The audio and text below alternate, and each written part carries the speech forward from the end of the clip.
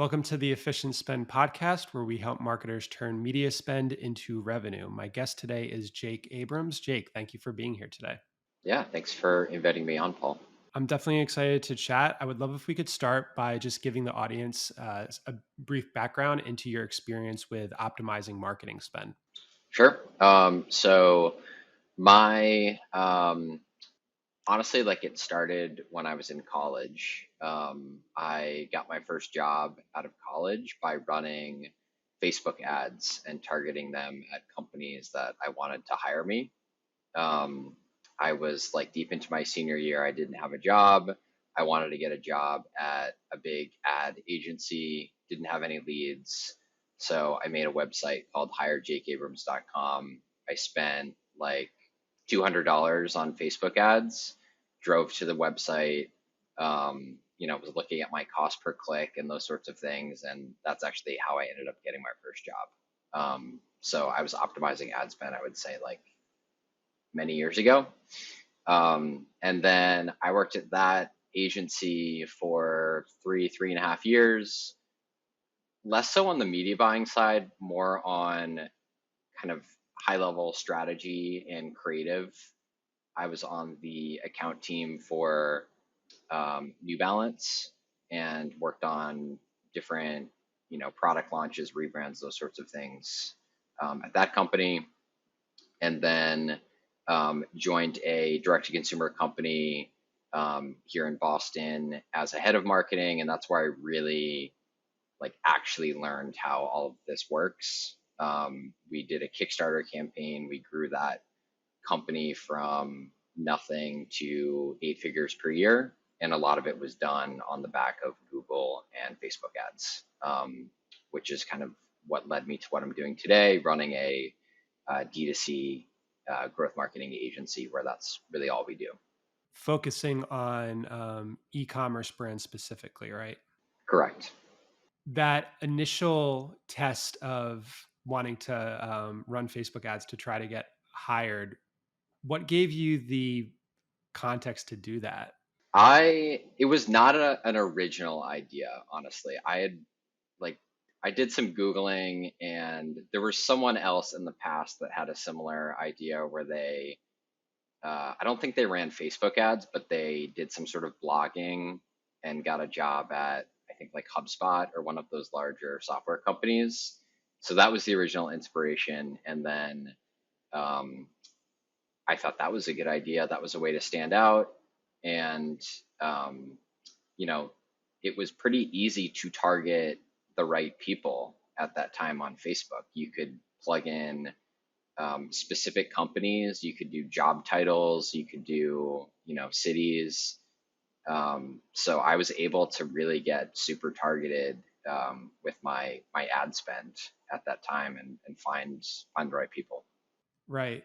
And uh, probably had kind of like an aha moment of, wow, this really works. This can be really effective. Yeah, I went from no job leads to 5 or 6 interviews in like 2 weeks. And it really was an aha moment. I was like, wow, if I can create a campaign that has a compelling message and then use these ad buying platforms to put the message in front of the right people, and then really cool things can happen. So yeah, definitely was an early aha moment for me. Sure. And sparked a passion that has built an entire career off of, which is really cool. At Odyssey, would love if you could just give a high level background. I know we talked about, working with e-commerce brands, into kind of your client roster and, the type of D2C e-com brands that you generally work with. Yeah. So we work with mostly 7 and 8 figure ecom brands that want to grow their revenue and improve their CAC. That's the typical, assignment. Most of the brands that we work with are tech forward brands. So they've invented a new piece of technology that solves a consumer problem. The reason for that focus is that the company that I got my start at, that I was head of marketing at, it's called Ember Labs. That was the category that they were in. They were an MIT founded company. They invented a wearable device that provides immediate cooling relief, like a temperature control on your wrist, essentially. And that once we figured that out, found the audience for that, and grew that, naturally, that's the category that I learned. That those are the case studies that I built, and we've kind of just layered on top of that. So a lot of these brands that we work with now, we work with a connected fertility tracking device, a smart messaging board for the home, a connected high-end indoor garden, countertop appliance that cooks dinner for you, a smart home composter, golf rangefinder. You see the trend, I think, Yeah. here. Yeah. Really fascinating products. And obviously, the job to increase revenue, reduce CAC, improve efficiency is not an easy one. And you're working with a ton of clients now. Um, if you could give some context into your onboarding process, and what I'm really specifically interested in is how are you setting clients up for success? Because a lot of times goal setting is very much an art and a science, and you want to set realistic goals. And I wonder just how you think about that at Odyssey and with the clients you work with. Yeah, from a just executional standpoint, we'll do the typical 30, 60, 90-day goal exercise, just to set expectations around what we're actually going to get done tactically in that first month, that second month, and third month. The first 30 days are really about resetting the foundation, right? So maybe they have a CAC problem because they're trying to target too many different audiences, or maybe there's a revenue growth problem because too much of the spend is focused on one product and they have these other products that could help them scale more efficiently. So it's really about like looking at the business at a deep level, understanding the problems that we need to solve, and then outlining the plan to solve it. Um, in terms of onboarding, I would say it's really a balance between resetting that foundation and trying to find some quick wins. Like everybody wants to get off to a hot start, right? So I don't, as the agency partner, like to come in and make the client feel like nothing good is going to happen for 60 days. Nobody's okay with that. So in that first 30 days, we want to try to find a couple quick wins. Maybe, it's some iterations on top performing creative that they have in their account, or maybe consolidating some Facebook campaigns, or there's typically like a couple of those quick wins that we can get live. Um, so yeah, that's kind of the two sides of it, right? Outlining that 30, 60, 90 and resetting the foundation to solve the problem, and then finding some quick wins to keep people happy and excited. Right. And almost kind of building a habit loop that they know that they can trust you and that you are gonna get shit done. It's interesting. I've been working in paid marketing for close to a decade now. And when I started, I wanted to learn everything about paid advertising, right? How to optimize individual channels like Facebook and TikTok, how to test creative. And now as I've been in this career and I've been at a specific startup for a while, I've started to see the ebbs and flows of the economy, of demand. And I've become more interested in things like conversion rate optimization, changes to product and pricing. And I kind of have this philosophy of, you know, before spending any money, what are the things that you can do from an organic perspective so that when you do amplify, you're amplifying something that is going to be efficient because um, you can run great creative, but if you're driving to a poor product, it's not going to work out. Are there quick wins or low hanging fruit on that side of the pendulum, right? A little bit less on the Facebook account side and more on the, like you said, maybe identifying products and things like that that you look at? Yeah. I think the biggest thing that I see with companies that have a CAC problem is really just a lack of focus on the audience. So, um, unless you're at like a huge scale where you have multiple customer segments and multiple products for those customer segments, the best way to get more efficient really is to narrow the focus of the audience, right? That's really what I learned at Ember Labs, where we had this wearable device that provided immediate cooling relief. And as a 20 something year old guy at the time, I thought about all the use cases for stuff that was relatable to me. So, you know, um, just comfort like in the summer, or it also warms, so like warming in cold offices, all these sorts of things. But ultimately the core customer were 45 plus year old women going through menopause who had a problem with hot flashes, and the only way to scale that company efficiently was to go very narrow on that audience and own that audience. So anytime I come in and look at a company that's in that kind of seven figure a year range and they have a CAC problem, that's really the first question that we ask is like, are you too broad with your audience focus right now? And can we narrow that down? Right.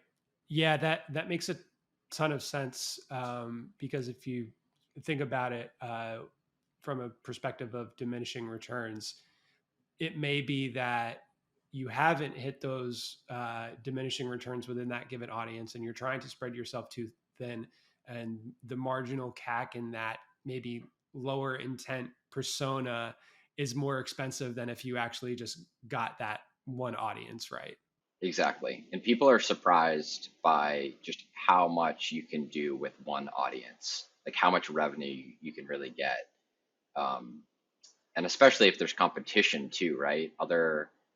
If you're not solely focused, if you have a large audience, addressable market, and you're not solely focused on them, someone else is going to come in and solely focus on them and beat you.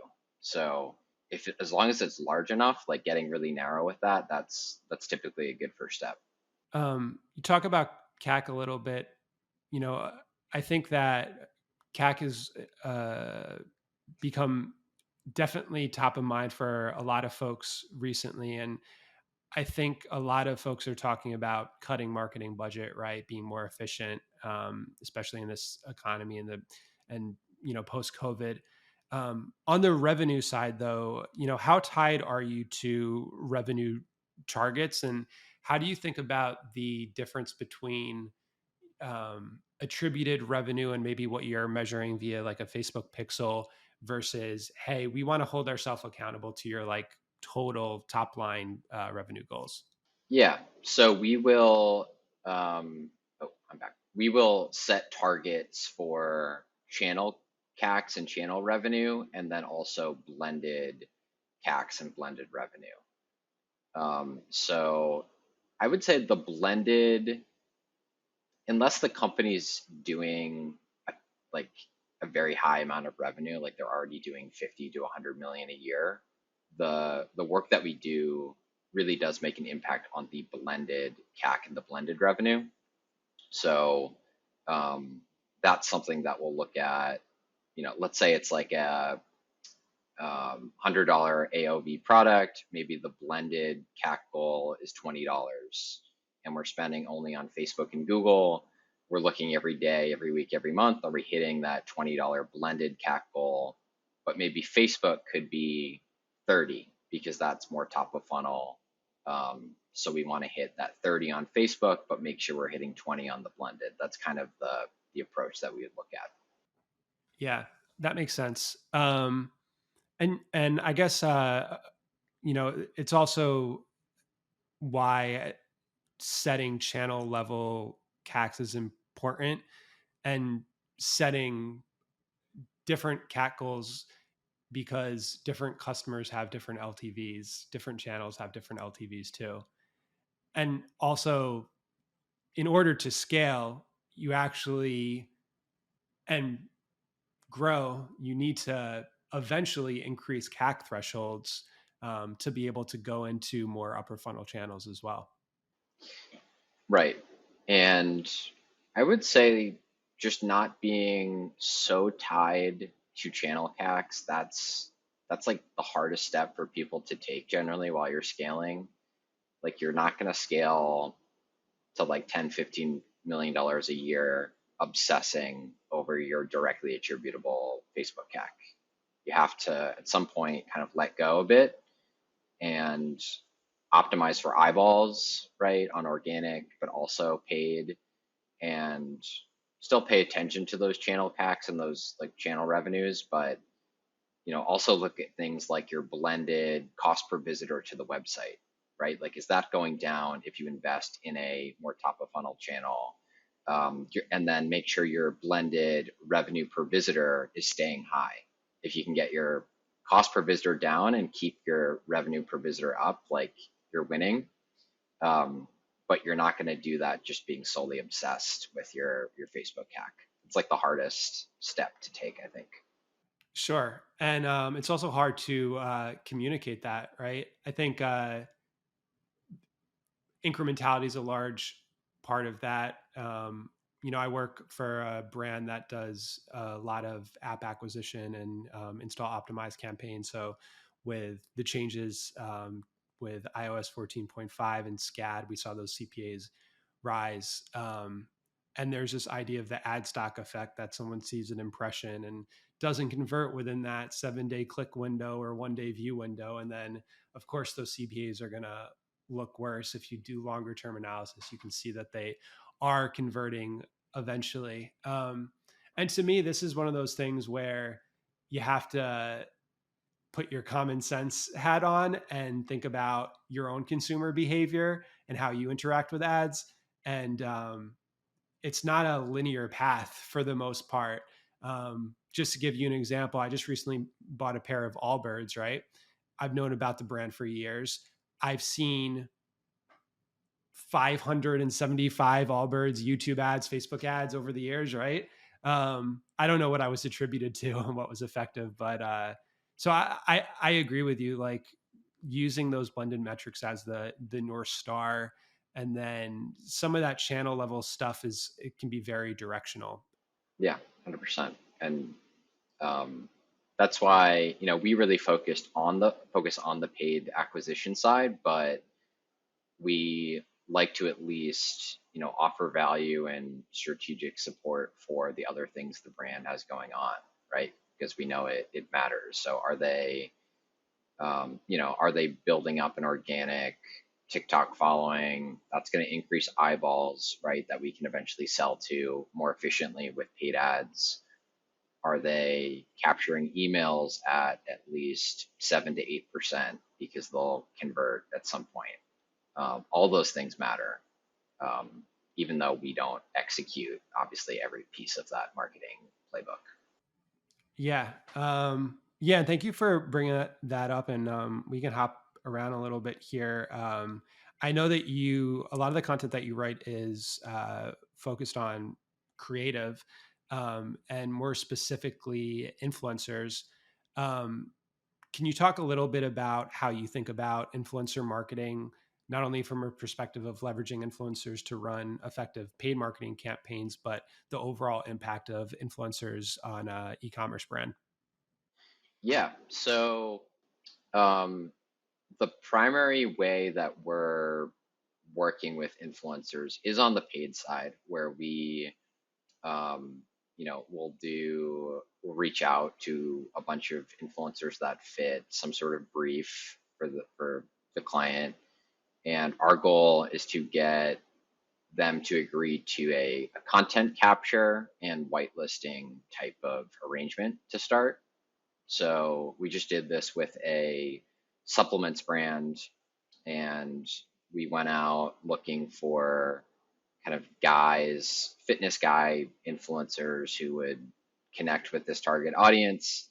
and we got, I think, 8 to 10 of them on deals where they provided 3 videos, a ton of raw footage, extra hooks, and 6 to 12 months of whitelisting access to their pages.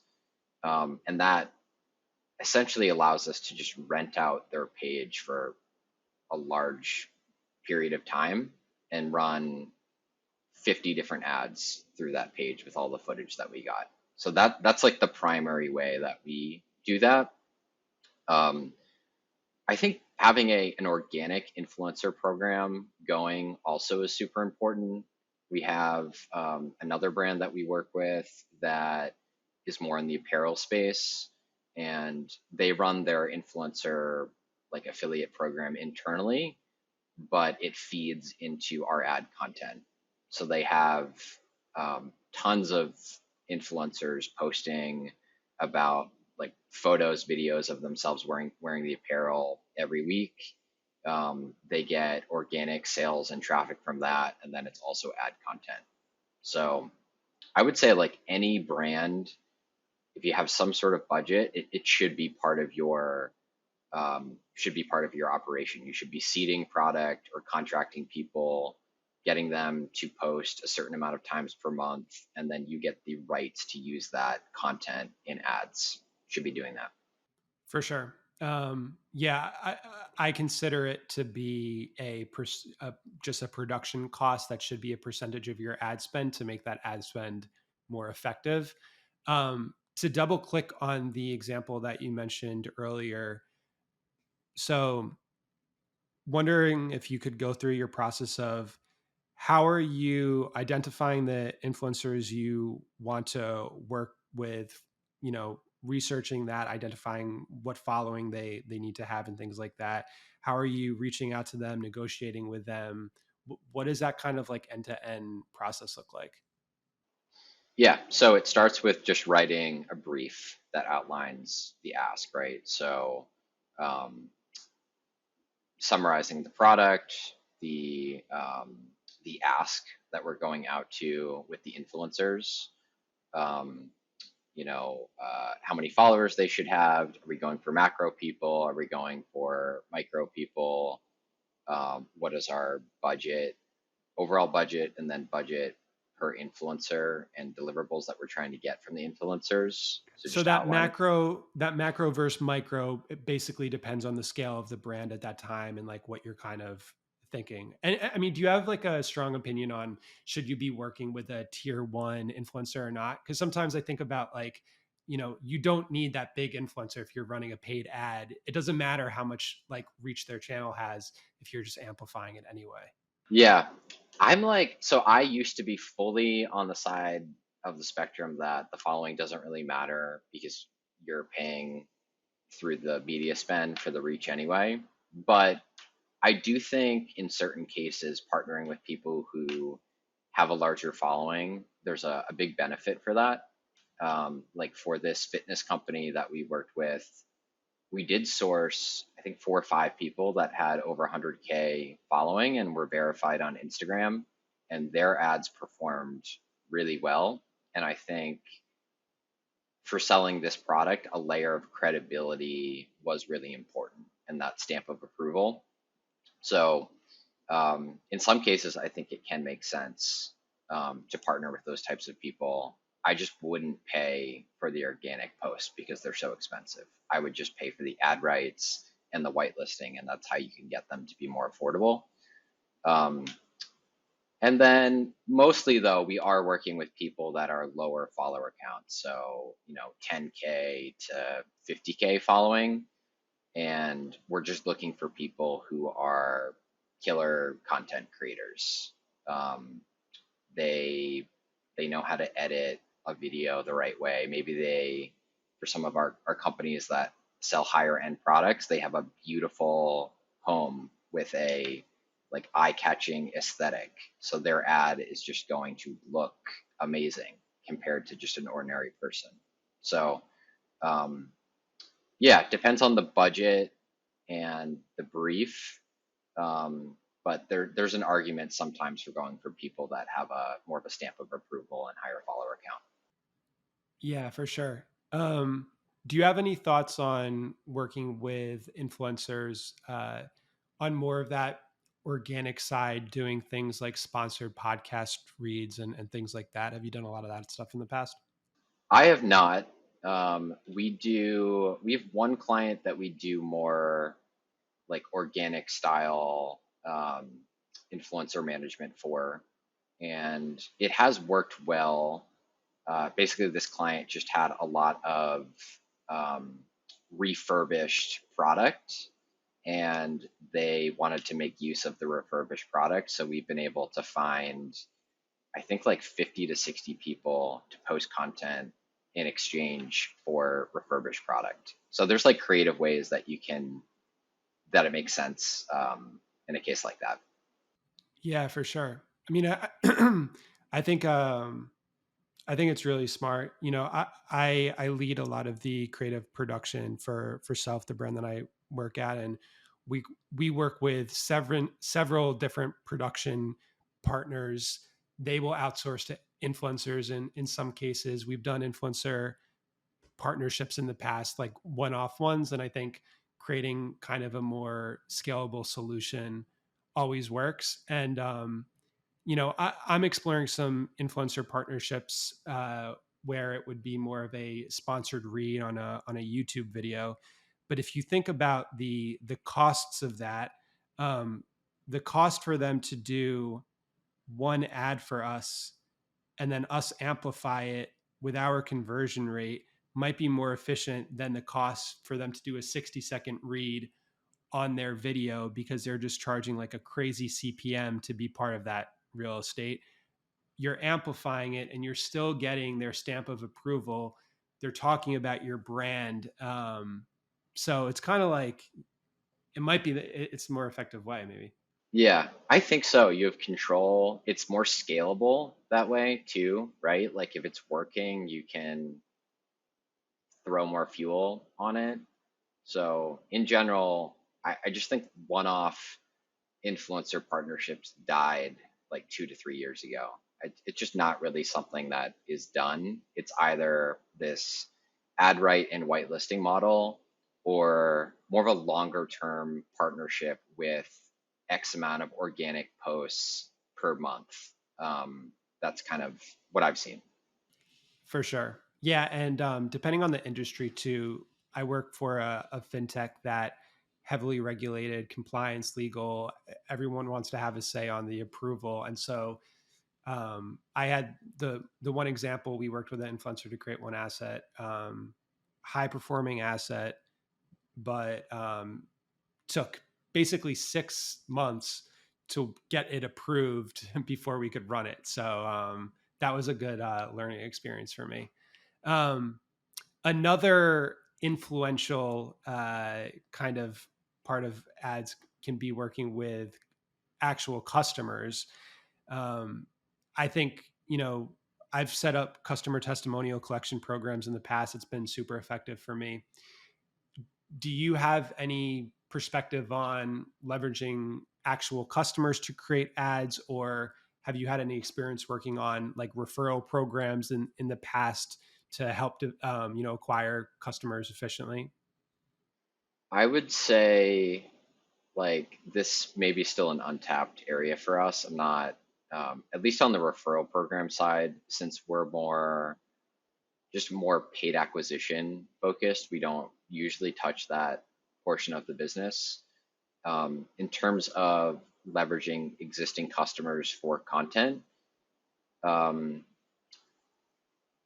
I think like our easiest approach that we found is if we come into a brand in which there's a like longer product onboarding period.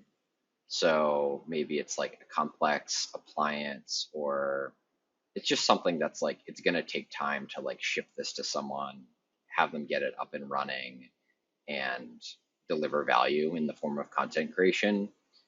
The first step of our influencer process is to work with a brand to identify anyone who already has the product, who has some level of content creation skill. And then that's who we'll get them on a monthly content creation contract. 4 videos per month will throw you $500, something like that. And that's like a good way to hit the ground running. Yeah, that makes sense. Super, super efficient and cost effective way too. Um, I know we have a few minutes left. I guess on the experimentation side, I know we were kind of talking about this earlier. You focus on creative testing a lot.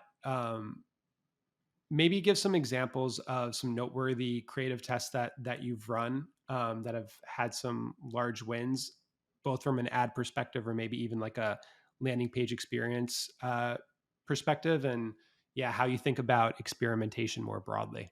Yeah. Um, I would say I think the biggest unlocks typically come at the messaging level of your testing strategy. So just like a slightly different pitch or angle. And we found that discovering that there's typically um, kind of untapped insights within the customer reviews or customer surveys. So I can give one example. We had a brand that was very niche. They made um, kind of like athletic greens, but specifically for golf. And they were pitching it as like a performance drink for golf that helps you focus and perform better. And I don't know, it wasn't really working that well, that type of pitch. But they had a bunch of customers in the reviews that were just saying that they drink this as a hangover cure for golf. Like they go out on their like guys golf trip, and then they have an 8 a.m. tea time the next day, and this is like the hangover cure for better golf. And we made some ads around that, and like within a week, we like the click through rate doubled. The ROAS that we couldn't figure out finally hit like 1.5 to 2, and it was like it was there the whole time. So stuff like that, I feel like that's the biggest unlock from a creative experimentation standpoint. And then I would say, you know, um, what else with creative? Paying attention to the smaller things as well. So maybe it's not a brand new angle, but looking at what you're saying and what you're showing and figuring out what's working and what's not within those two buckets. So for this indoor garden company, it's in terms of what we're showing, the garden has to be shown in a home. It can't be like a studio cutout style shot. And the garden has to be like overflowing with plants. Like it has to be like, wow, like I can grow all of that in my home. Um, and then what we're saying, there's still kind of working on that. But like for any brand, there are all these small kind of elements for what you're showing and then what you're saying.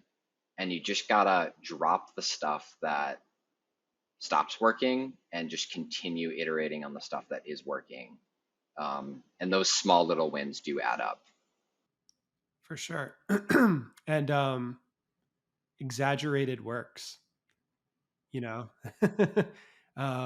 especially in these social media channels where you have so little time to capture attention. Exaggerated definitely works. Um, cool. I actually was before this, I read your post about your POV on post purchase surveys and how using them to determine attribution might not be as effective as using them to understand more about why your customers are purchasing.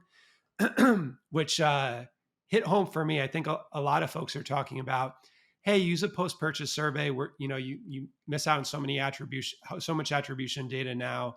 That's something your customers are telling you, and then you think to yourself, well, when this is another example of how is your consumer behavior when you're filling out a post purchase survey? How honest are you? But if someone asked me, hey, why did you purchase this product? I actually think to myself, I might be a little bit more honest with that response for some reason, because it's like asking for my opinion almost. Yeah, it's them. Yeah, if I get asked that when I buy something online, I do give an honest answer. If they ask me where I came from, it's like your Allbirds example. Like, what would you fill out on the Allbirds post-purchase survey? Like, and there is value. I don't want to like downplay it too much. I'm sure there is value in that. I know I haven't done a scientific analysis or anything.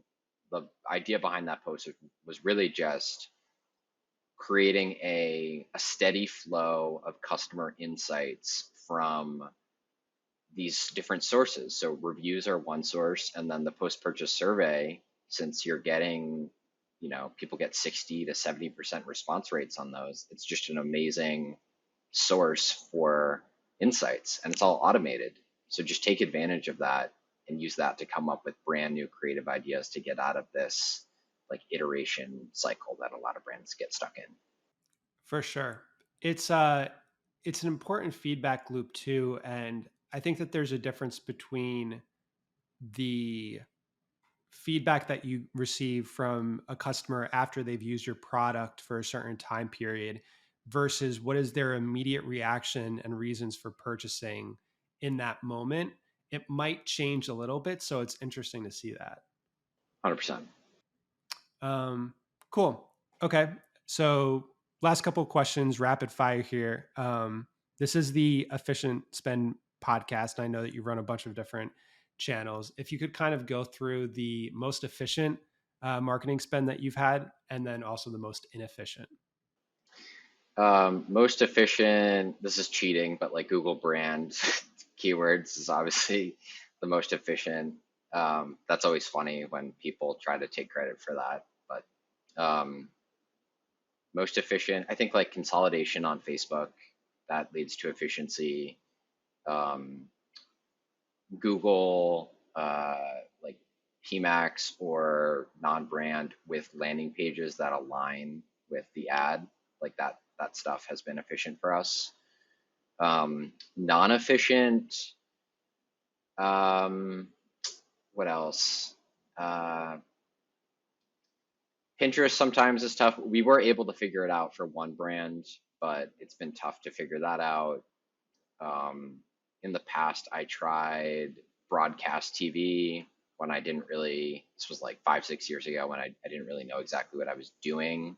That was not super efficient. So some examples, I guess, of that full spectrum. I have also not been able to crack the Pinterest code, and frustrating because it feels like such a useful channel for paid, but I haven't been able to crack it. Awesome, Jake. Thank you so much for coming on the show today. And where could people find you? Yeah, you can find me at our website, growodyssey.com, or just check me out on LinkedIn. Just type in Jake Abrams in the search bar, and I'm sure I'll pop up. Cool. Thank you, man. Yeah, thanks for inviting me on, Paul.